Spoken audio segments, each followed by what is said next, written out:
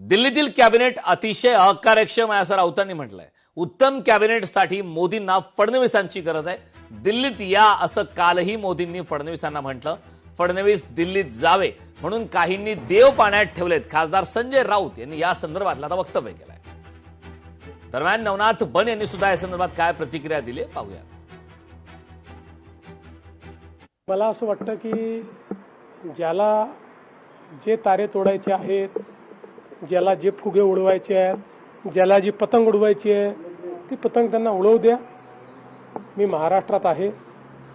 महाराष्ट्राच्या जनतेने आणि माझे नेते नरेंद्र मोदीजी यांनी महाराष्ट्राची जबाबदारी माझ्याकडे दिलेली आहे. मी प्रामाणिकपणे महाराष्ट्राच्या जनतेची सेवा करतो आणि ती करत राहणार आहे. ते जे म्हणतात मी इथेच राहणार, तुमची खूप इच्छा असेल पण तुमच्या आजूबाजूचे लोक तुम्हाला ढकलतायत त्याचं काय?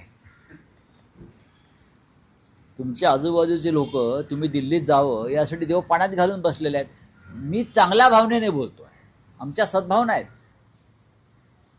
आमच्या त्यांच्याविषयी सद्भावना आहेत की महाराष्ट्रातल्या नेत्यांना राष्ट्राचं नेतृत्व करावं, हे आमच्या सद्भावना आहेत. पण जे तुमच्याबरोबर आहेत त्या त्यांच्या सद्भावना नाहीत. ते कधी एकदा दिल्लीत जात आहेत आणि कधी एकदा आम्ही बसतोय.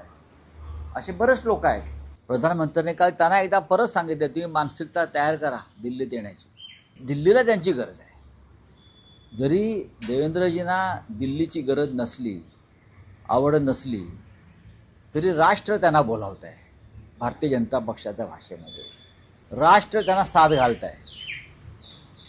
कारण दिल्लीमधलं जे कॅबिनेट आहे अत्यंत कमकुवत आहे, ढिसाळ आहे, गचाळ आहे, अकार्यक्षम आहे. हे तुम्ही पाहिलं.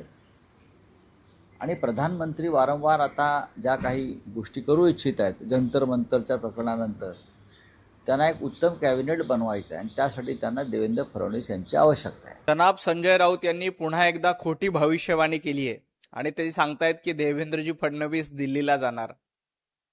संजय राऊत, तुमची कितीही इच्छा असली तरी मराठीमध्ये एक म्हण आहे, कावळ्याच्या शापानं गाय मरत नाही. देवेंद्रजी फडणवीस यांच्या पाठीशी 14 कोटी जनतेचे आशीर्वाद आहेत.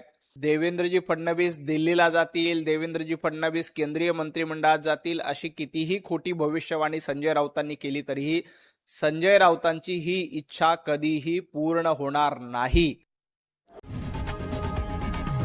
लोकशाही मराठी ऐका, पहा, जागरूक रहा.